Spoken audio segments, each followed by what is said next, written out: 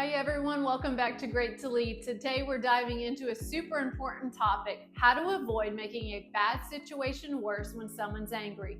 We've all been in a situation where someone is upset and we just want to diffuse the situation, but sometimes the things that we say can make it worse. So in this video, I'm going to cover 5 comments you should never say to an angry person and why those phrases tend to escalate the situation instead of calming it down. Starting with one of the most common mistakes, saying, calm down. It might seem like good advice, but telling someone to calm down invalidates their emotions. It's like telling them you're wrong for feeling upset. Think about it. When you're angry and someone tells you to relax, does it ever help?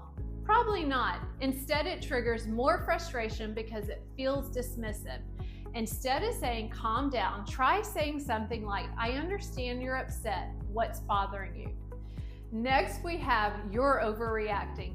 This is one of those comments that instantly turns the situation into an argument. When you tell someone they're overreacting, it implies that their emotions are excessive or irrational.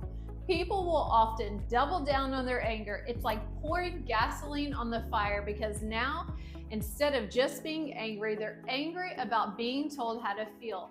A better approach might be to say, I can see this is really important to you, which acknowledges their emotions without judgment.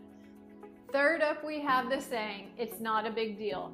This trivializes the person's feeling and suggests that what they care about is unimportant. It makes them feel that their concerns don't matter, which can escalate frustration.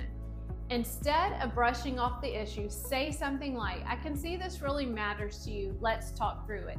This response shows empathy and a willingness to address the problem. The fourth comment to avoid is, you're being emotional.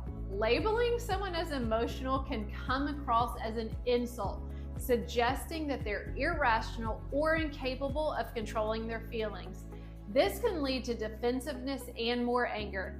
Instead, say, I can see this is affecting you, let's figure out the next steps together. This approach acknowledges their emotional state without judgment. Finally, we have, why are you mad? This can be a huge trigger if asked in a confrontational tone. When someone's already angry, asking them why in an accusatory way can make them feel like they need to justify their emotions, which often escalates the situation. Instead, try to be empathetic and say something like, I can tell you're upset, can you help me understand what's going on? This way you invite them to explain without sounding confrontational. So what should you do instead? In all of these cases, the key is to listen first. Validate their feelings and respond with empathy.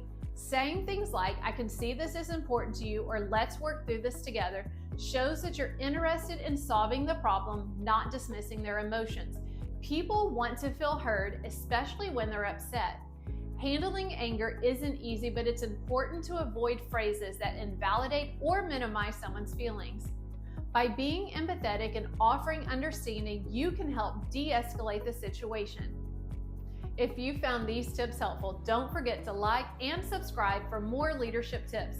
And let me know in the comments, what's a phrase that you found either helpful or unhelpful in a heated situation? Thanks for watching. Until next week, strive to be a leader who inspires and leads with greatness.